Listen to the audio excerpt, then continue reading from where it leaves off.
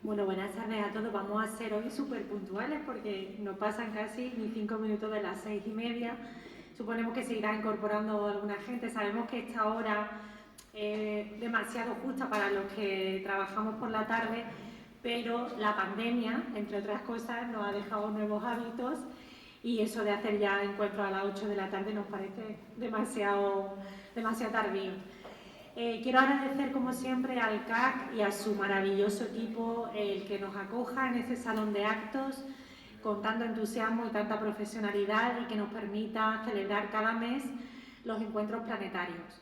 Agradecer también al Grupo Planeta pues, la colaboración tan necesaria para poder tener en Málaga a los escritores más importantes de nuestro panorama literario, sin lugar a dudas, como es el caso que nos ocupa esta tarde.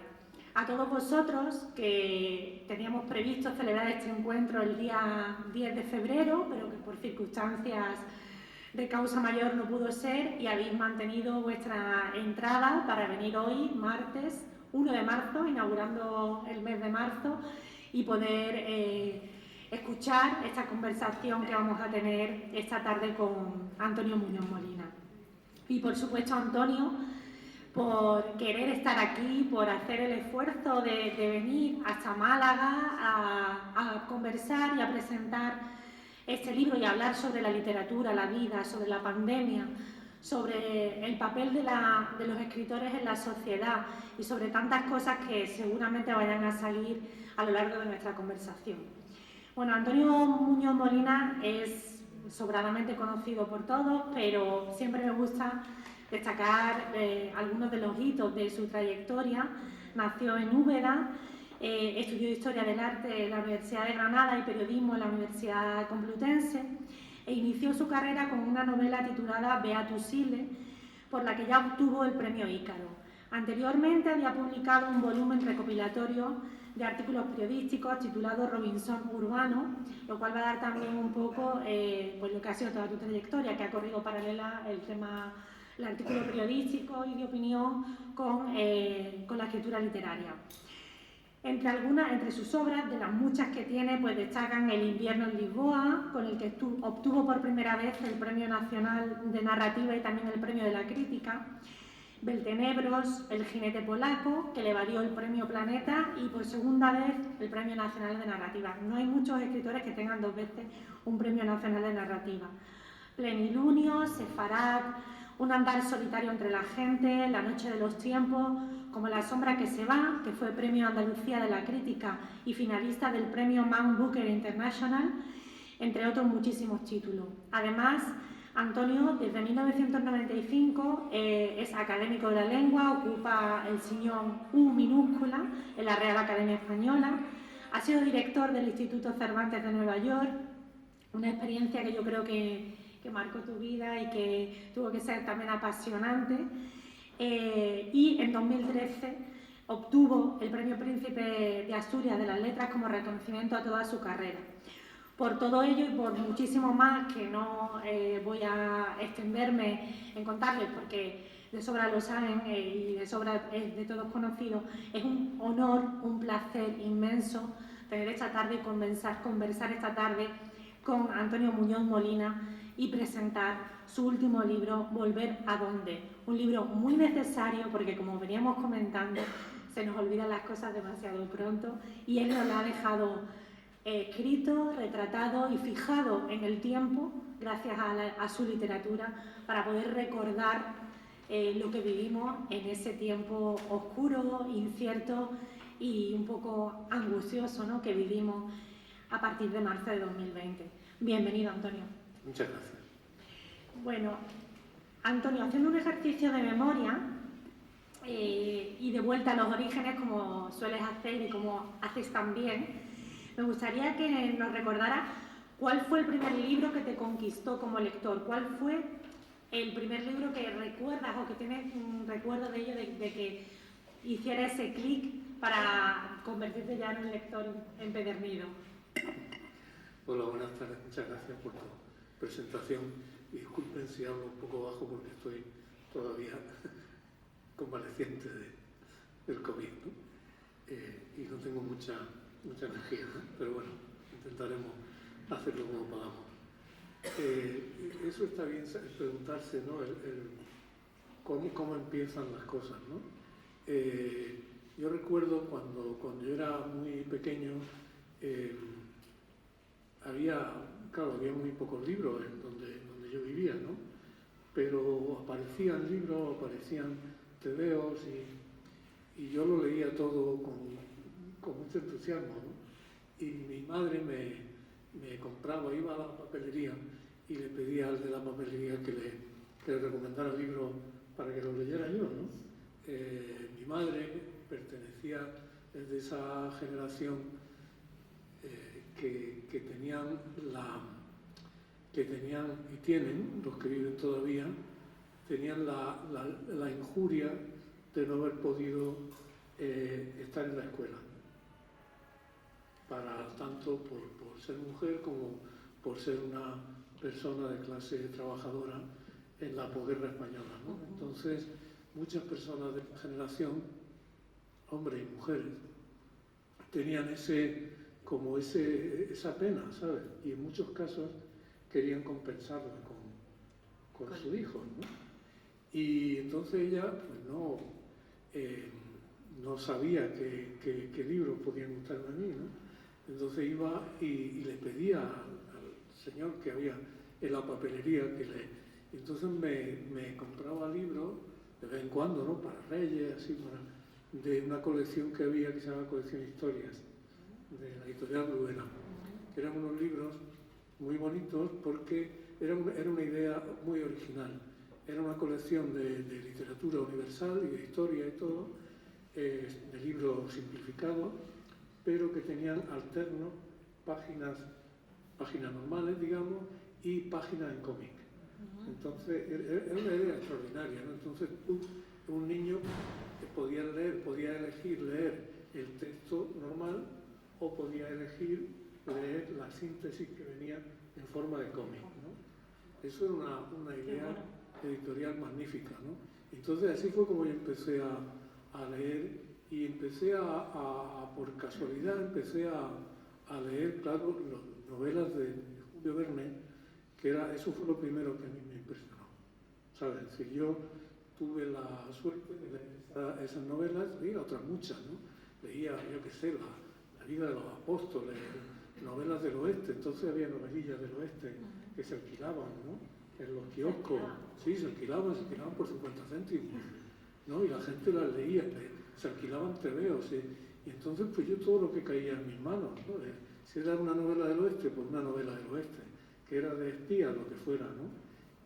Pero sobre todo esos libros, y luego también tuve la suerte de que en mi casa, por diversas razones, había unos libros que mi abuelo materno había rescatado de un incendio durante la Guerra Civil. Cuando el principio de la Guerra Civil, el cortijo en el que mi abuelo era mulero, que sale en este libro, fue ocupado por unos anarquistas o no sé qué.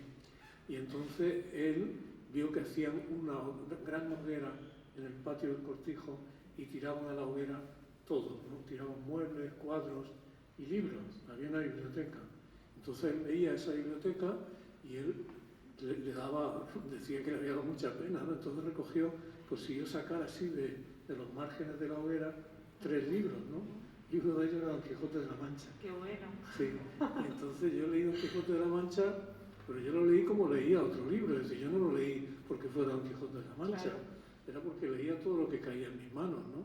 También había una cosa que se llamaban, eran folletines, que eran novelas por entregas que se encuadernaban, ¿no?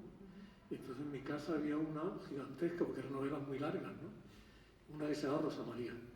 Y eran novelas que eran historias siempre muy, bueno, pues de melodrama, ¿no? De hijos ilegítimos que resultaban ser aristócratas. Esta Rosa María era una historia, digamos, de un torero que venía de una familia muy humilde, pero que triunfaba en los toros. Esto estaba hecho en los años 20 o así, ¿no? Entonces mi abuelo lo había coleccionado, porque eso se compraba.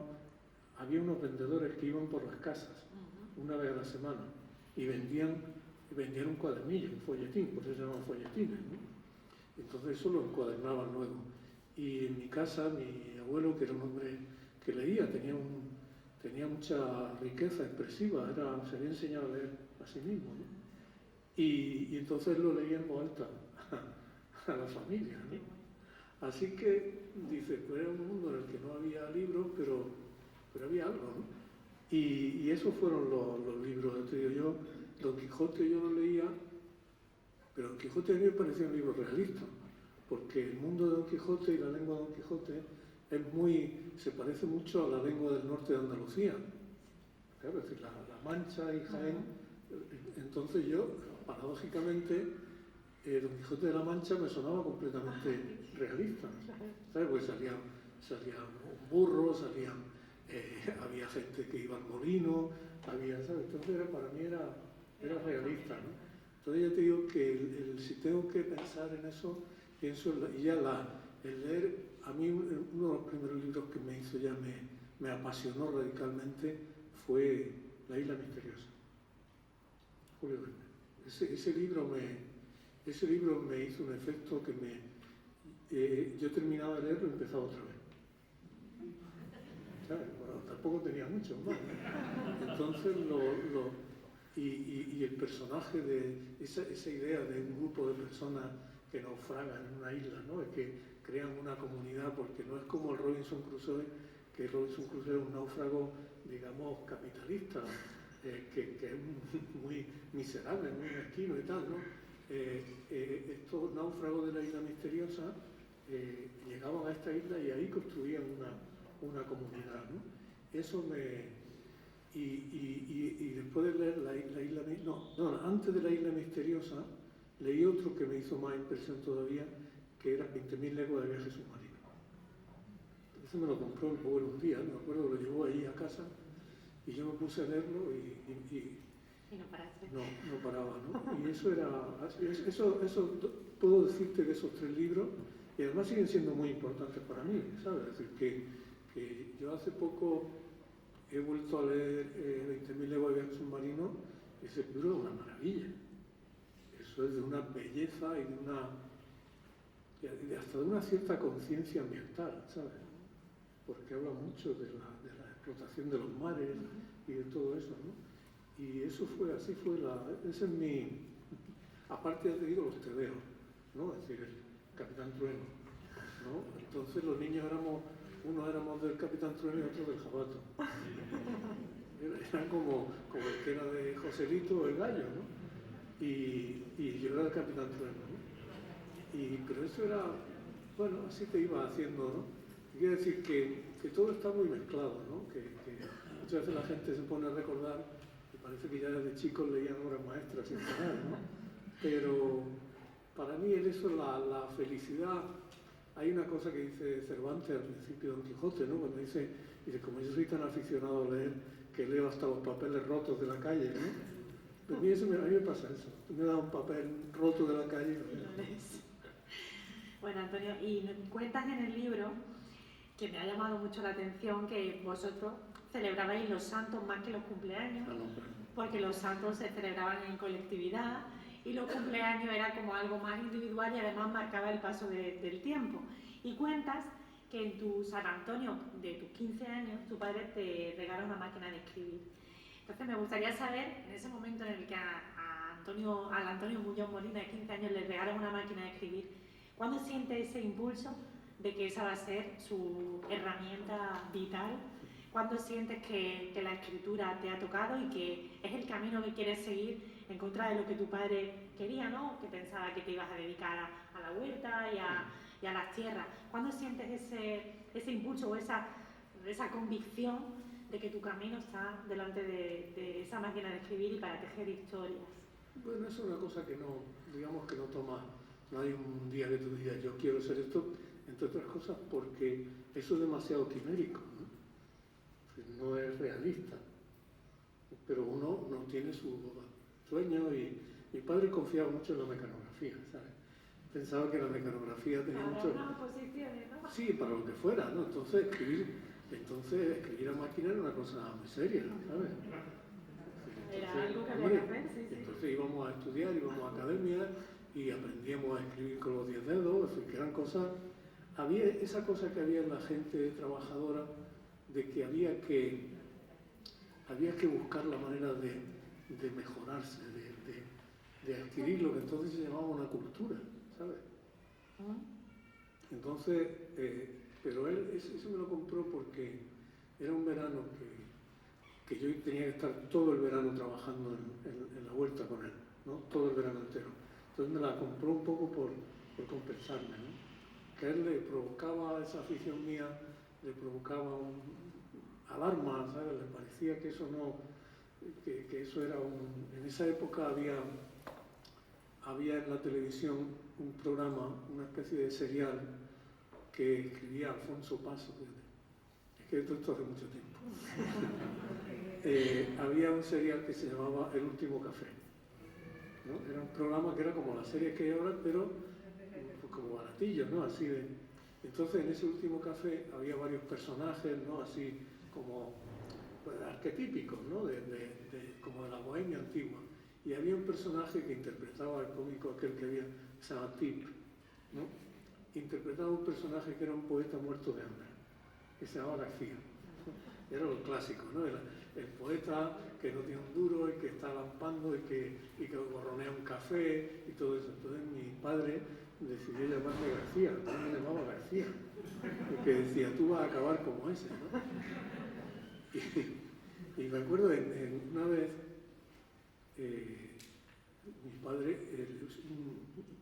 mi madre sorprendió una conversación que tenía mi padre con un amigo suyo, ¿no? Y el amigo le decía, bueno, si todavía a lo mejor esto no es un caso perdido, lo mismo se endereza, lo mismo, ¿sabes? Porque él pensaba que eso era un desastre, ¿no? Bueno, Antonio, comenzaste... A ver, perdona, estoy diciendo la máquina. La máquina te hace sentirte, que es una cosa muy adolescente, ¿no? Te hace verte a ti mismo como un personaje solvente, ¿no? También a mí me habría gustado ser guitarrista en un grupo, batería o algo, pero eso era más difícil. Yo tenía mi máquina, entonces yo me sentaba en mi máquina y yo no paraba de escribir, ¿no? Escribía todo lo que se me ocurría. Pero lo importante era cómo me veía a mí mismo, ¿no? Me veía a mí mismo como con una solvencia, ¿no? Con tu máquina allí, eso, ruido, ¿no? Es verdad. Antonio, he comentado antes que comenzaste tu carrera con un premio ya desaparecido, el premio Ícaro, que creo que daba Diario 16, si no me equivoco, y a lo largo de tu trayectoria pues has obtenido numerosos premios. Recuerdo en una conversación que tuve con Juan Marsé, él me comentó que para él el premio más importante había sido haber quedado finalista del premio Biblioteca Breve de Seix Barral, porque le dio la oportunidad de creer que podía dedicarse a la escritura. A mí me gustaría saber, tú que has obtenido tanto reconocimiento, incluido el premio Príncipe de Asturias de las Letras, ¿qué han significado los premios para ti a lo largo de tu carrera, sobre todo desde ese primer premio, ¿no? que te hace pensar que, bueno, pues con una distinción así puede ser que sea tu camino, hasta llegar al premio Príncipe de Asturias? ¿Y qué otros reconocimientos o premios te gustaría tener? Yo recuerdo que en otra conversación con Ana María Matute me decía que a ella, todavía no le habían dado el Cervantes, que a ella le gustaría tener el premio Cervantes, pero que no le apetecía mucho escribir el discurso de comentaba. Entonces, un poco para eso, para saber qué han significado a lo largo de tu trayectoria los premios y si hay algún premio que no tengas que te gustaría o te haría especial ilusión tener. Mira, antes de un premio, una cosa que fue fundamental para mí, más que muchos premios, fue cuando, ahora va a ser 40 años, yo, a través de un conocido mío, fui a un periódico que se estaba fundando en Granada, que era Diario de Granada, y entonces el redactor jefe, el conocido mío, un gran periodista, se llama Antonio Ramos Espejo, un gran periodista del periodismo andaluz, contestatario de los 70, ¿no? Entonces él me ofreció escribir una columna semanal, un artículo semanal, que es eso del Robinson urbano, ¿no? Eso para mí fue extraordinario, porque era la primera vez que yo publicaba, es decir, que veía mi nombre, que escribía algo y eso salía en un periódico y tenía lectores.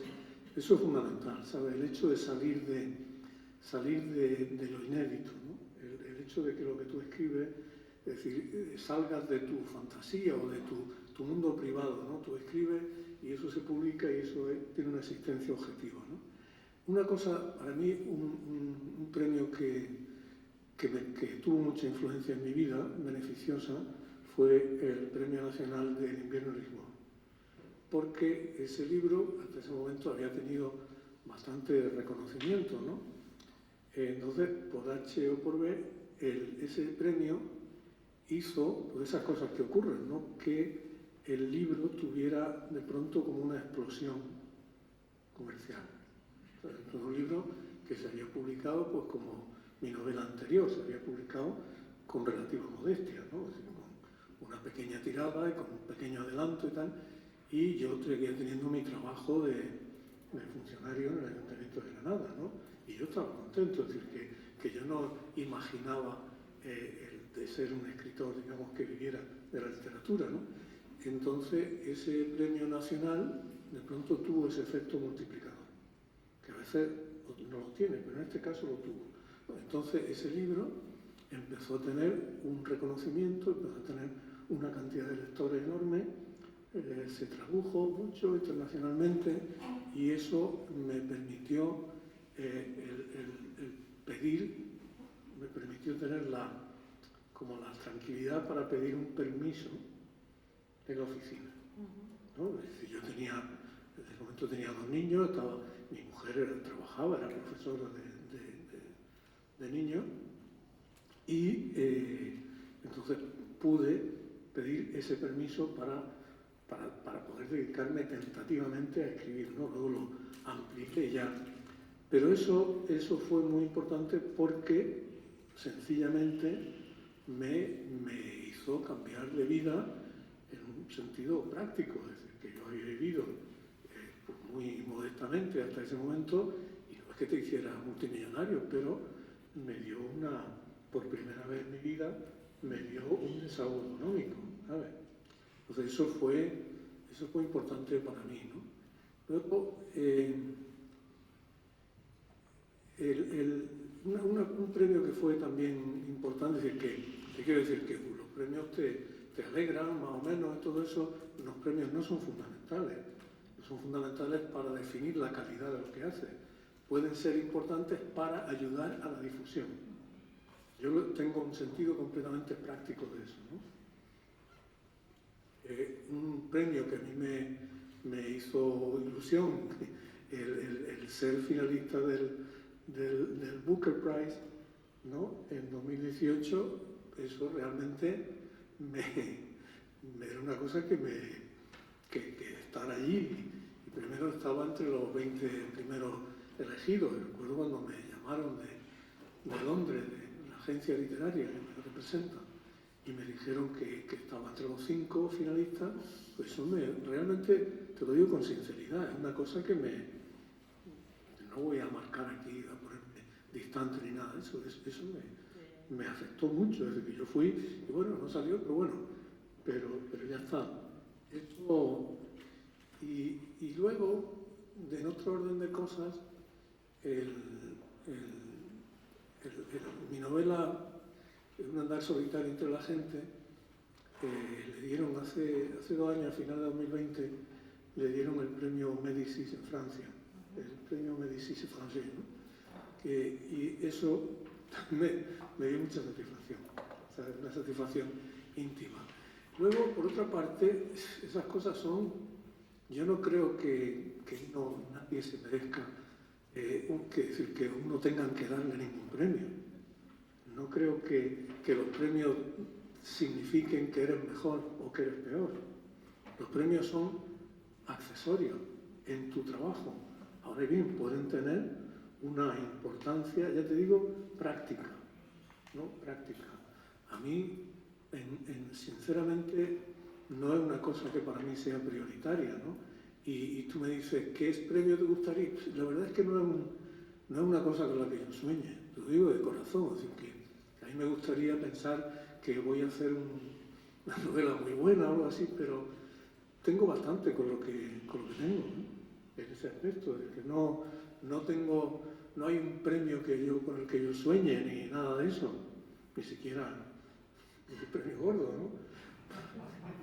Hay una cosa que es muy triste, que es eso que se llama eterno candidato al Nobel, ¿no? que como para ponértelo en una tarjeta, ¿no? No, entonces, no, yo recuerdo, fíjate, un escritor al que yo conocí, y que era un escritor, que era Philip Roth, ¿no? Philip Roth vivía obsesionado por el premio Nobel. Y me parece una cosa tan triste, dice, ¿cómo no disfrutas de todo lo que tienes? Eres un escritor que lo leen en todas partes, que tiene una obra muy sólida.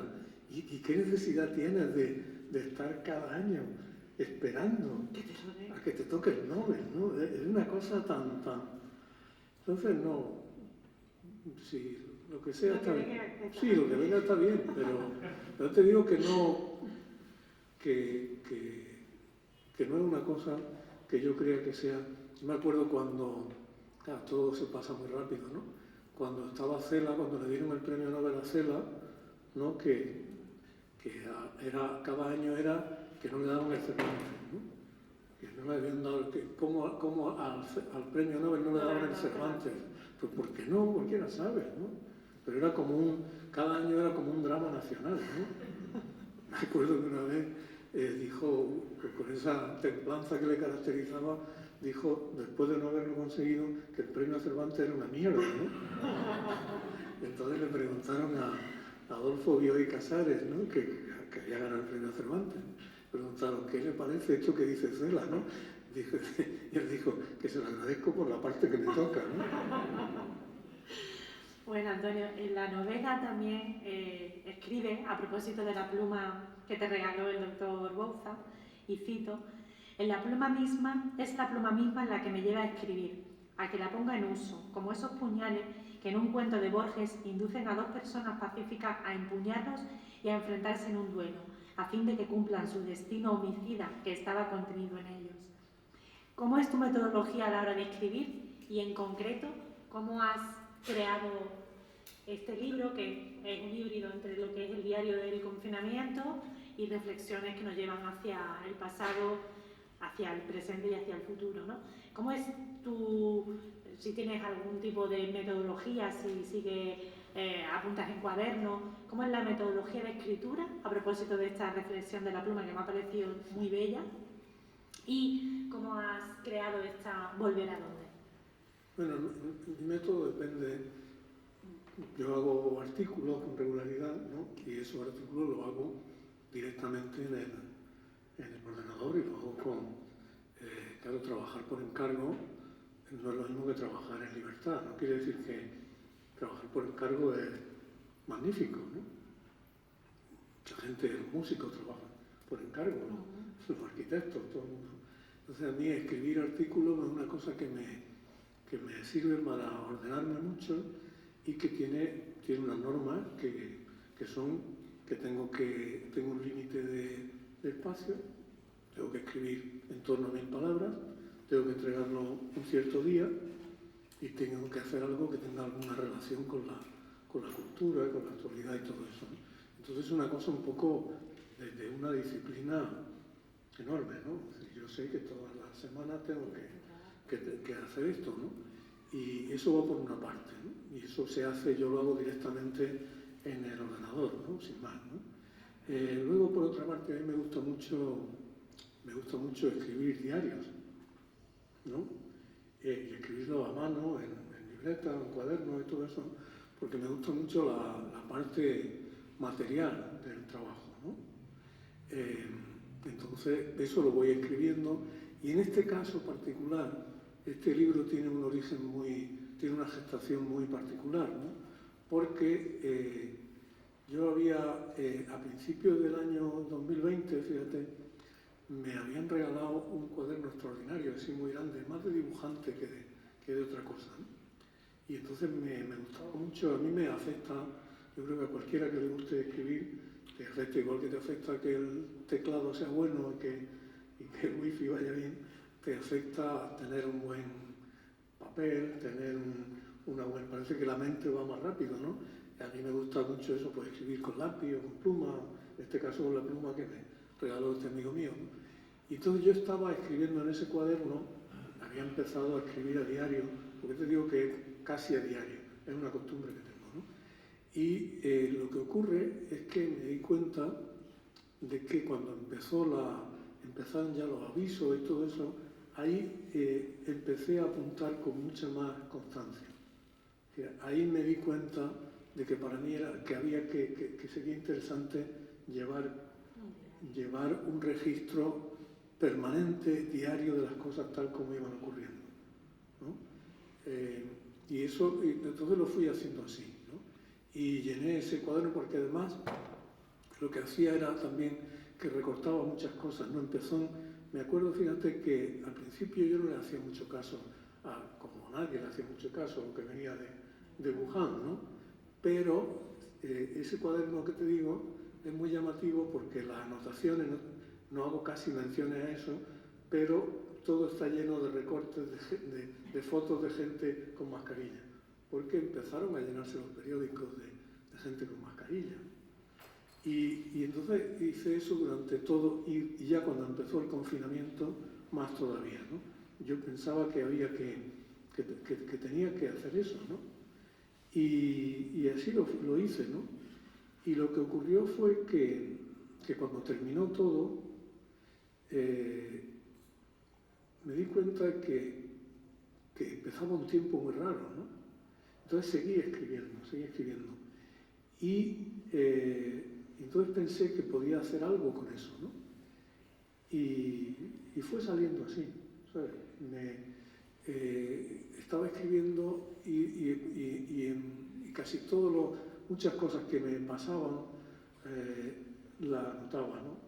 Y empecé a escribir sobre el santo de mi madre, mi santo, luego el santo de mi tío Juan, todo eso. Y pensé, digo, fíjate qué secuencia hay, que siguiendo los santos de toda la gente de mi familia y todo eso, eso es como un hilo narrativo, ¿no? Entonces, de una manera muy espontánea, el diario se fue convirtiendo en libro. ¿Sabes? Sobre todo cuando intervino el recuerdo lejano, ¿no? Y cuando me di cuenta de qué rápido se alejaba todo, ¿no?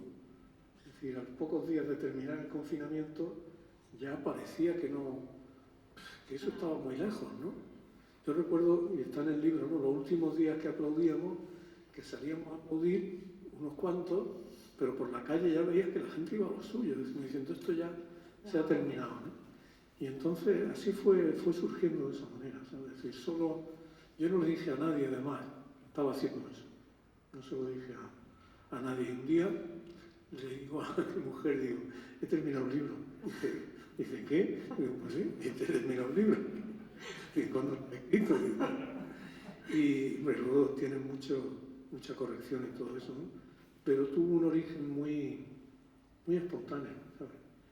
Se me fue ocurriendo alternar los recuerdos con los capítulos, con citas exactas de lo que había escrito durante el confinamiento, ¿no? Y así fue saliendo. Sí, yo pienso que la obra se vertebra sobre ese diario del confinamiento, que además viene marcado tipográficamente por la fecha y por la cursiva, y a partir de ahí pues reflexiona a través del recuerdo de tu infancia, de tus padres, de tus abuelos, de tu tío, hacia el pasado, pero también haces reflexión hacia lo que va a ser en el futuro, ¿no? A través de los personajes, sobre todo de tu nieta Leonor y de tu sobrino nieto Jorgito. Andrew, ¿tú crees que es necesario que acerquemos, o sea, que conservemos esa memoria para acercar a las generaciones futuras una realidad que a lo mejor probablemente se les vaya a olvidar y que la literatura tiene un papel importante a este respecto? Yo creo que eso es fundamental, ¿sabes? Mira, para mí hay dos tipos de literatura. Hay una literatura del presente y una literatura del pasado, ¿no? La literatura del presente es un diario, un reportaje de periódico, un buen reportaje. Ahora estamos leyendo crónicas extraordinarias de lo que pasa en Ucrania, por ejemplo, ¿no? Esa es una escritura del presente y es una escritura que está dictada por la urgencia del presente. Y yo esa necesidad la he sentido muchas veces que he trabajado para el periódico. Yo la sentí, por ejemplo, cuando en Nueva York, después del 11 de septiembre de 2001, ¿no? Yo sentía, aparte que era mi trabajo, ¿no? Como un impulso de registrar concretamente todo lo que estaba viendo en ese momento. Esa es la escritura del presente. Y luego está la escritura del pasado, que es la escritura de las memorias o de la ficción o lo que sea, ¿no? En la que el tiempo ya ha intervenido, ¿no?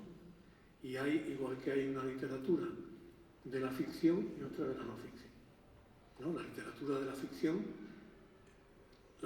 se alimenta mayoritariamente de la realidad, pero tú tienes la libertad de manipular las cosas y de mezclar lo real con lo inventado. La literatura de no ficción, que es la que incluye el periodismo, las memorias, los ensayos históricos y todo eso, tiene una obligación, que es la obligación de contar las cosas como han sido. Esa es la obligación que tiene. Entonces nos movemos en esas, y en este caso de este libro mío, lo que tú ves es, por una parte, que la ficción está completamente eliminada. Yo en un momento dado digo que escribo sin trampa ni ficción, ¿no? Porque yo no quería que hubiera nada de ficción. Había un capítulo que escribí que hablaba, un recuerdo de niño que yo tenía de un día que pensé que se estaba acabando el mundo, ¿no? Porque todo se puso rosa al atardecer así. Entonces yo estaba escribiendo eso y lo terminaba diciendo que entraba mi abuela y que daba la luz. Y yo me digo, esto es un embellecimiento, esto no lo voy a poner, porque era mentira, ¿no? Entonces, y por eso te digo, y claro, es que es muy importante el testimonio del presente, el testimonio de lo que se está viviendo, porque las cosas se olvidan muy rápido, porque los aprendizajes se pierden. Y porque necesitamos conocer la vida de los demás, ¿no? Necesitamos, una cosa que la pandemia nos ha enseñado es el valor de la comunidad y de la solidaridad intergeneracional, ¿no? Entonces tú fíjate cómo fíjate esta brutalidad que está ocurriendo ahora, esta brutalidad que ocurre en Rusia, en Ucrania, tiene en su base una mentira histórica.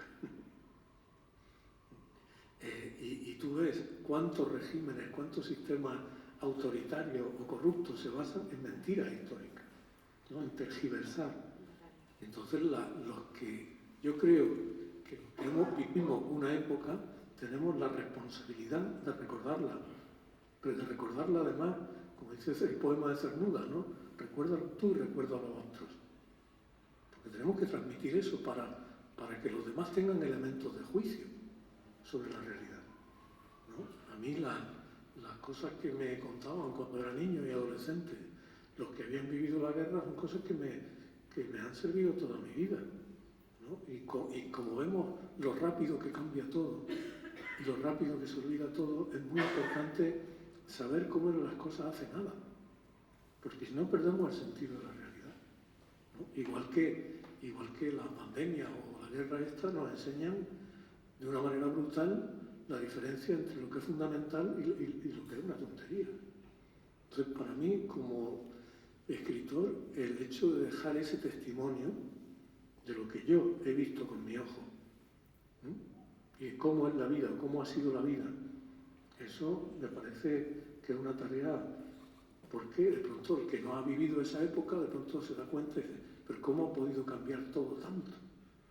¿Cómo es posible que todo esto que para nosotros ahora es normal, hace 20 o 30 años o 40 años fuera inimaginable?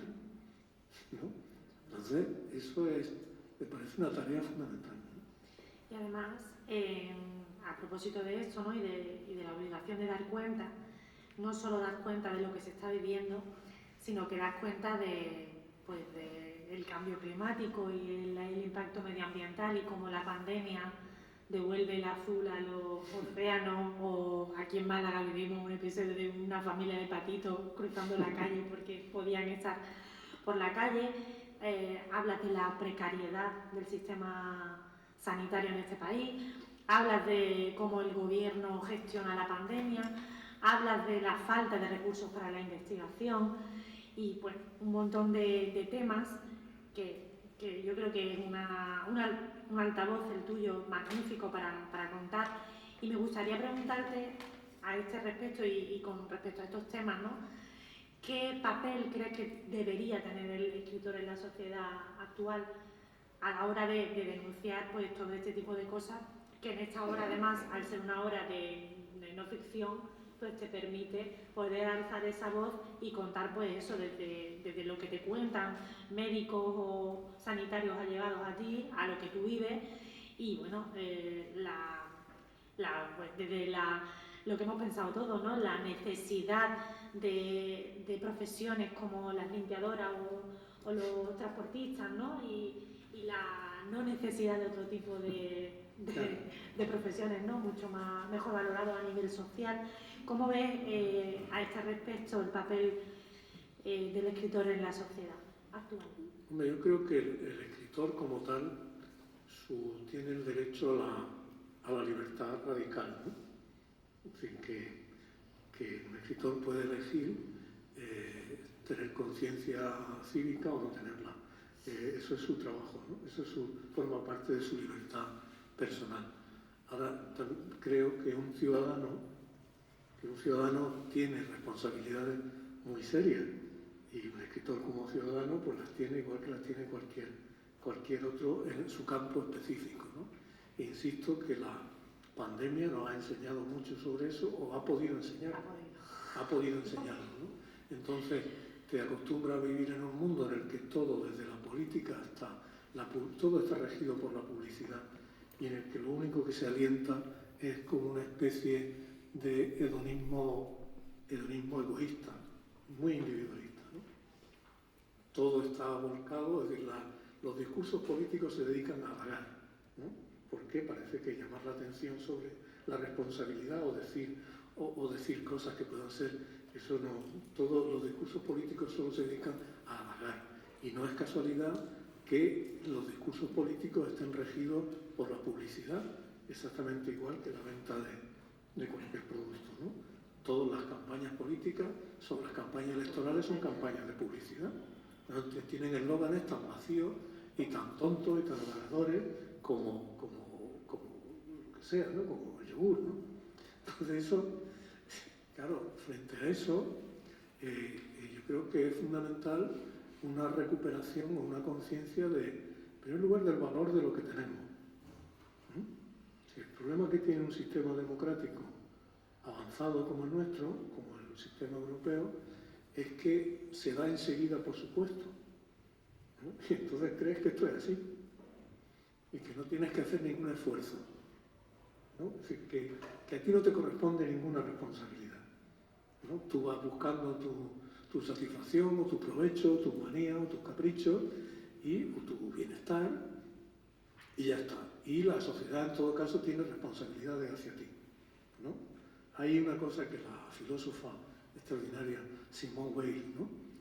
Ella decía en un libro que tiene, el último texto que escribió antes de morir, que se llama El arraigo, dice que a ella, más que de hablar de los derechos humanos, le parecía impertinente hablar de los deberes hacia el ser humano.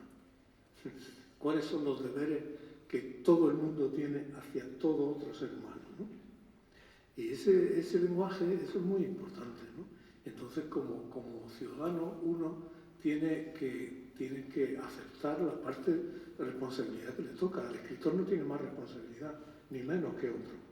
Solo que, igual que el médico o el enfermero o la enfermera lo ejerce en lo suyo, el escritor puede ejercerlo y de hecho tienes una responsabilidad. Es decir, es muy fácil echar leña al fuego, ¿no?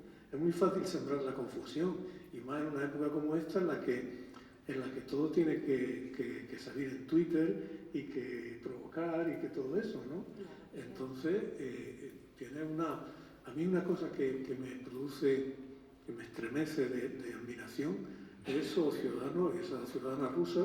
El otro día vi en la BBC una señora rusa como de 80 años manifestándose en el centro de Moscú y siendo arrastrada por unos policías hacia una furgoneta.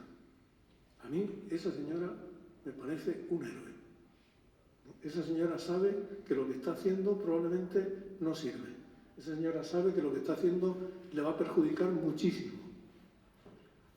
Y esa señora sale y se manifiesta, ¿sabe? Entonces eso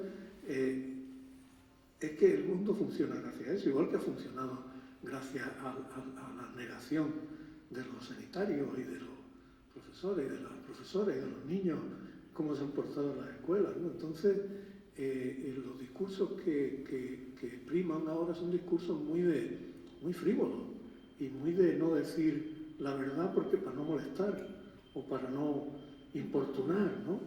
Pero es que hay que decirlo, ¿no? Hay que decir que este mundo, este sistema económico está destruyendo, no destruyendo el planeta lo destruye, está destruyendo el equilibrio ambiental en el cual puede prosperar la especie humana.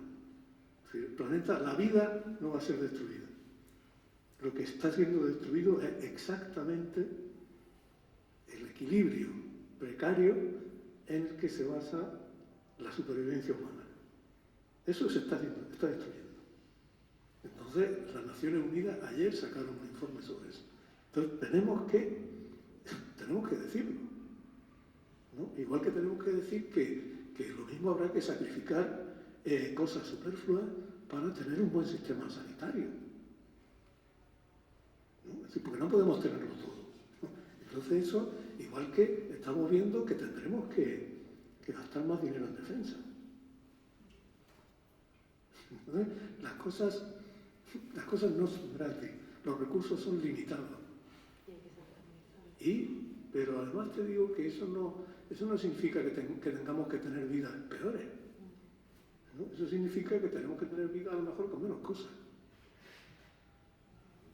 Estoy seguro de eso. Es decir, que la necesidad de repartir para que haya para todo, ¿no? Cuando el presidente del gobierno salió con esa cosa chusca del chuletón en su punto, eso es una irresponsabilidad. Porque sabemos, no se trata de decir, es que nos quieren quitar la libertad. Dice, no, nadie te quiere quitar la libertad. Un mundo en el cual las personas se alimenten, sobre todo de carne roja, requiere varios planetas aparte de este. Eso es así. Eso es una cosa que es así. Entonces tenemos que aceptarlo. Necesitamos, ¿qué nos pasa por no comer carne roja? No pasa nada. Igual tenemos que comer más lentejas. Porque fíjate, el otro día leí una estadística que decía que el máximo de carne que recomienda la Organización Mundial de la Salud, ese máximo, para llegar a él, una gran parte de la población humana está muy por debajo de eso. Pero que la media de la población de Estados Unidos lo supera en el 85%. ¿No? Entonces dice, esto no se sostiene. Esto no se sostiene. Es decir, no podemos tener un mundo en el cual todo está lleno de cosas de plástico que se usan una sola vez y se tiran y van a estar envenenando, los océanos. Entonces, eso es así. Y tendremos que buscar la manera de que no sea así, porque además, insisto, no vamos a tener que vivir miserablemente. Se puede vivir muy dignamente con mucho menos. Con mucho menos unos cuantos, otros necesitan mucho más, claro, ¿no? Antonio, y también refleja muy bien en el libro la importancia que ha tenido la cultura en esta pandemia, ¿no? Que nos ha salvado la música, la lectura, el cine, el teatro, ¿no? Y cómo se volcaron tantas plataformas para ofrecer contenidos culturales que además nos permitían, aun en la claustrofobia de no poder salir de nuestras casas, viajar, como nos permite la cultura, o leer un libro y nos lleva a otros lugares, ¿no? Entonces, me gustaría que me dijera si crees ¿qué papel crees que debería tener la cultura a partir de ahora? Que creo que no ha mejorado en casi nada. ¿Y qué opinas tú de esa importancia que ha tenido la cultura, que además es algo que nos llena, nos enriquece y nos contamina, ¿no? Fíjate, antes citaba a Simone Weil y hay otra cosa que dice ella. Dice que la belleza es tan importante como el pan, ¿no? Dice, un trabajador sin pan se muere de hambre, un trabajador sin belleza se muere de aburrimiento, se muere de tedio, ¿no? Y yo creo que eso es otra cosa que es una cosa que ya se sabía, ¿no? Es decir, las personas tenemos mucha más capacidad de la que parece de imaginar y de disfrutar, tenemos mucha más capacidad de disfrutar de la belleza de la música, de la belleza del paisaje, no porque tengamos que hacernos todo súper refinados, sino porque está bien que los seres humanos desarrollemos nuestras mejores capacidades. Hay una cosa que yo creo que las personas de mi generación, cuando éramos adolescentes, pensábamos que nosotros éramos muy sensibles y muy rebeldes, y que nuestros padres y nuestros abuelos eran convencionales y un poco romos, ¿no? Y una injusticia terrible. Ellos eran no eran más tontos que nosotros. No habían tenido la menor oportunidad, ¿no? Y yo, cuando ves, yo creo que lo más triste que hay es el espectáculo de las capacidades que no se desarrollan, ¿no? Pues tú ves esos países en los que la mitad de la población, la mitad de las mujeres, no pueden desarrollar sus capacidades, son países hundidos, son países que no salen de la miseria, ¿no? Y por eso cuando tú ves la diferencia que hay en la vida personal de cada uno, ¿no? Y en la vida profesional de mucha gente, ¿no? Entre disfrutar, ser capaz de crear o de disfrutar el arte, y también eso tiene un poder económico de prosperidad enorme, ¿no? En un país como el nuestro, fíjate, con el patrimonio que tenemos, ¿no?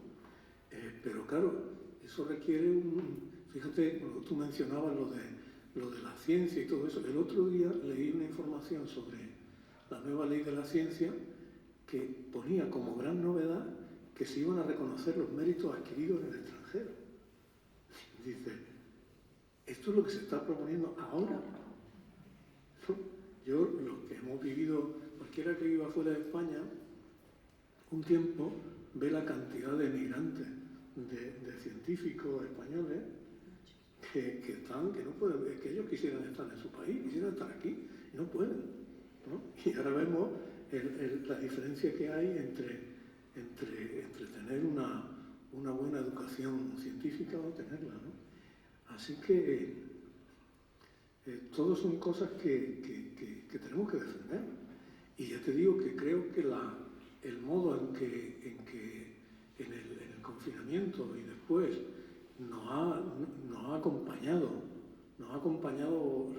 la cultura o la belleza en el sentido más amplio de la palabra, ¿no? Cada cual lo que le gusta, hay gustos para todos, hay placeres para todos. Y además te digo una cosa, la inmensa mayor parte de las obras de arte, de literatura, de música, son perfectamente accesibles para cualquiera. Solo requieren, igual que tú, para disfrutar del fútbol, necesitas conocer las reglas del fútbol. Necesitas conocer ciertas reglas o ciertas cosas para disfrutar de la música, de lo que sea, ¿no? Pero yo cuando la gente se la desprecia y se dice que a la gente solo se puede dar cosas simples o vulgares porque no quieren otras cosas, me parece una ofensa horrible, ¿sabes? Y yo creo que todos lo hemos sentido así, ¿no? Yo recuerdo el recién terminado el confinamiento, tengo unos amigos que tienen un cuarteto de cuerda muy bueno, se llama el Cuarteto Quiroga, ¿no? Entonces dieron un concierto, el primer concierto que daban después del confinamiento, y tocaron uno de los últimos cuartetos de Beethoven. Tiene el tercer movimiento, un movimiento lento muy largo, que se llama Canción de Acción de Gracia por una recuperación de una enfermedad. Que Beethoven mientras componía el cuarteto, había pasado una grave enfermedad, ¿no? Y tú escuchas eso, y lo escuchabas en aquel momento, viendo todo lo que habíamos visto y todo eso, y eso te daba una fuerza, te daba un consuelo, ¿no? Es decir, el arte nos consuela, nos da consuelo, nos ayuda, ¿no? Y eso, y creo que con un buen sistema educativo igualitario y justiciero, muchísima más gente puede disfrutar de todo eso, ¿no?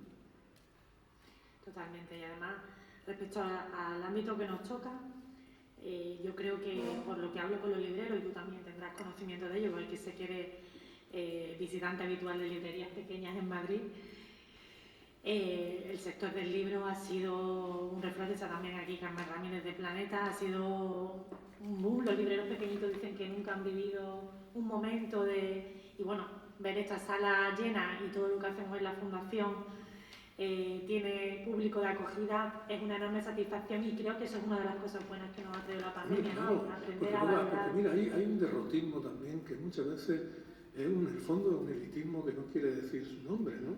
Es que a la gente cada vez se lee menos, a la gente no le importa. Eso no es verdad. Hombre, se leería más si hubiera mejores, si se enseñara mejor la literatura, si hubiera mejores bibliotecas en las escuelas, si la gente viviera un poco mejor, ¿no? Porque claro, si una persona tiene que trabajar 14 horas diarias en un trabajo incierto, pero no es verdad eso. Fíjate que en otros países no ha ocurrido, ¿no? En Portugal, donde yo paso bastante tiempo, este último año han publicado muchas veces comparaciones diciendo cómo en España la lectura se ha, ¿sabes? Y eso también te da mucha esperanza, ¿no? Es decir, la gente no está condenada a la basura, ¿no? Y además sabemos que mucha gente trabajadora y mucha gente humilde que te dice, no, es que yo no tengo que ver con el mundo del libro. Y todos tenemos que ver con el mundo del libro, porque la literatura trata de lo que nos pasa a todos, ¿no? Y cualquiera que escriba libros sabe que la media de los lectores normales es más perspicaz que la media de los presuntos expertos. Que hay, y cualquiera, la literatura no es física cuántica, ¿sabes? Y la física cuántica, con un pequeño esfuerzo podemos hacernos una idea, ¿no? Pero está al alcance de cualquiera, ¿no? Sí, porque además habla de nosotros, ¿no? Habla de lo que nos pasa, claro. Y bueno, yo no voy a contar para quien no haya leído, pero el episodio de Tu madre, creo recordar que era con la muñeca de cartón, es algo que nos toca a cualquier persona que tenga un mínimo de sensibilidad, ¿no? Y esa grandeza de poder leer este libro y recordar lo que hemos vivido, y que tú nos pongas palabras a muchas de esas emociones, ¿no? Creo que eso está, por supuestísimo, al alcance de todos.